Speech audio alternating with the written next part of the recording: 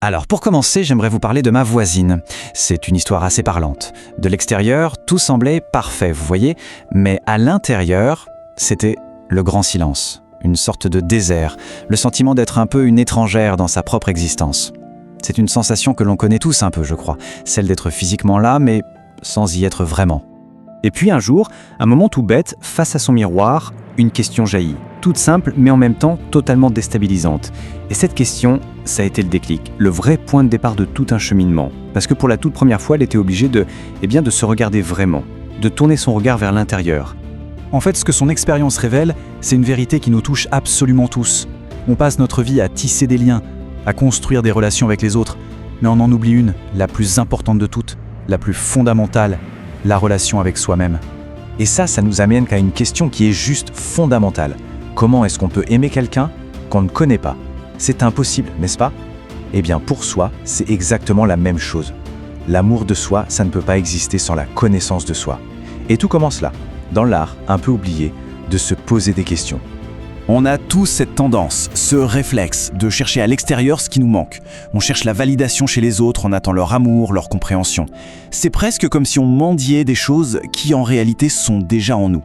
Et si la toute première étape, c'était simplement d'arrêter ça, d'arrêter de chercher dehors et de commencer enfin à regarder dedans. Ce cheminement, on peut le voir en 5 grandes étapes, 5 actes. Apprendre à se voir, à s'écouter, puis à se comprendre, à s'accepter et enfin à s'aimer. C'est vraiment comme apprendre une nouvelle langue, sa propre langue. Et une fois qu'on la parle couramment, on n'a plus besoin que le monde extérieur nous serve d'interprète pour savoir qui on est. Et c'est là qu'on touche à un paradoxe qui est assez fascinant. On pourrait croire que regarder à l'intérieur, c'est se couper du monde. Mais en fait, c'est tout l'inverse. Plus on se connecte profondément à soi-même, plus nos relations avec les autres deviennent authentiques, riches et vraies. Regardez la différence. Avant, on est souvent dans la dépendance affective. On cherche chez l'autre de quoi nous compléter. Après, on atteint une forme de liberté relationnelle. Nos relations ne sont plus des transactions pour combler un vide. Non, elles deviennent de vraies rencontres. L'échange entre deux univers complets qui choisissent de partager un bout de chemin, ça change tout. Un autre changement énorme, on passe de la réactivité automatique à la réponse consciente. Avant, quelque chose se passe et hop, on réagit au quart de tour. La colère, la défense, c'est le pilote automatique. Après, la connaissance de soi crée comme un petit espace, un temps de pause entre le déclencheur et notre réaction. Et dans cet espace, il y a la liberté. La liberté de choisir notre réponse au lieu de juste la subir. Et puis il y a ça, on passe de la projection à la véritable empathie. La projection, c'est quand on plaque nos propres insécurités, nos propres histoires non résolues sur les autres. On les juge à travers notre propre filtre. Mais quand on commence à explorer notre propre monde intérieur avec toute sa complexité, on réalise que les autres ont leur aussi. Et ça rend humble, vraiment.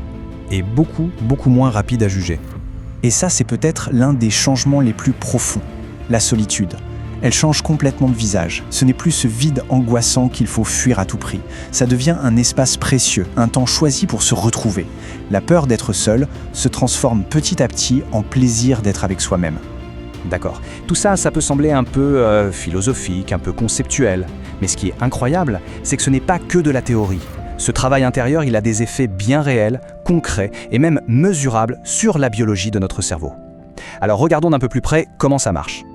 La question, c'est donc comment est-ce que de simples questions peuvent physiquement changer notre cerveau ? Eh bien, à chaque fois qu'on se pose une question sur soi, sur ses pensées, ses émotions, on active un réseau bien particulier de neurones. Les scientifiques appellent ça le réseau métacognitif. Pour faire simple, c'est la partie de notre cerveau qui est capable de s'observer elle-même en train de penser. C'est le cerveau qui prend du recul sur lui-même.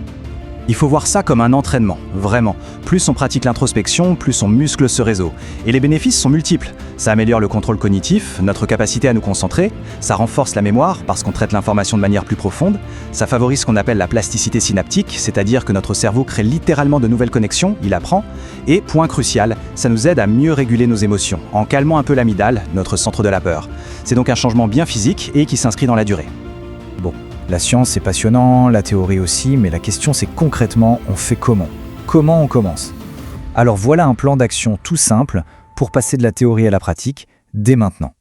Le secret, au début, ce n'est vraiment pas de viser des heures de méditation profonde. Non, la clé, c'est la régularité. Une petite routine de 10 minutes par jour, c'est tout ce qu'il faut. Un petit moment le matin, un autre le soir. C'est cette constance qui va créer l'habitude et qui va, petit à petit, tout changer. Le matin, par exemple, juste 2 ou 3 minutes pour se poser cette question. Quelle est la seule action que je peux faire aujourd'hui qui a vraiment du sens pour moi? Ça permet de donner une intention, une direction à sa journée. Au lieu d'être en mode réactif, à subir les événements, on devient proactif, on choisit. Et le soir, pareil, 5 petites minutes pour réfléchir. Qu'est-ce que j'ai appris aujourd'hui? Qu'est-ce que je pourrais ajuster demain? Avec cette simple habitude, il n'y a plus de mauvaises journées. Chaque expérience, même la plus difficile, devient une leçon, une opportunité de grandir. On ne subit plus, on apprend. Et pour aller un peu plus loin, de temps en temps, voici quelques questions plus profondes. Qu'est-ce qui me rend vraiment heureux? Qu'est-ce qui au contraire me pompe toute mon énergie? Qu'est-ce que je fais juste par habitude, sans vrai désir? Et la grande question, si je n'avais pas peur, que ferais-je? Il n'y a pas besoin de trouver la réponse tout de suite. L'important, c'est de laisser ces questions vivre en soi, de les laisser infuser. Et pour terminer, j'aimerais qu'on revienne à cette voisine, celle par qui toute cette réflexion a commencé. En commençant à se questionner, elle n'a pas fui le monde. Au contraire, c'est là qu'elle a enfin découvert comment y vivre pleinement. Son rapport aux choses a complètement basculé. La question centrale de sa vie n'était plus « qu'est-ce que je peux prendre au monde ?», mais plutôt « qu'est-ce que moi je peux y apporter ?» Et c'est peut-être ça, la grande leçon de tout ça. Le travail sur soi, l'introspection, ce n'est pas du tout une fuite.